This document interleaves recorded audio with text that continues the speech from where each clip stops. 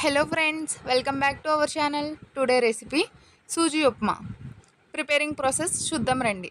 First stove on చేసుకుని కడాయి పెట్టుకుని 1 spoon గీ 1 spoon oil వేసుకుని పచ్చిశనగపప్పు, పల్లీలు, ఆవాలు, కరివేపాకు, పచ్చిమిర్చి వేసుకుని ఫ్రై చేసుకోవాలి. ఇవి ఫ్రై అయ్యాక జీడిపప్పు, onions, carrot, green peas, salt వేసి బాగా ఫ్రై చేసుకోవాలి.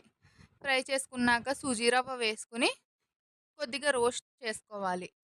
రోస్ట్ చేసుకున్న ఈ మిశ్రమాన్ని ఇంకొక బౌల్లోకి షిఫ్ట్ చేసుకుని నెక్స్ట్ మళ్ళీ స్టవ్ ఆన్ చేసుకుని కడాయి పెట్టు 1 గ్లాస్ రవ్వకి 2.5 గ్లాస్ వాటర్ వేసుకుని సాల్ట్ వేసి బాగా మరగనివ్వాలి.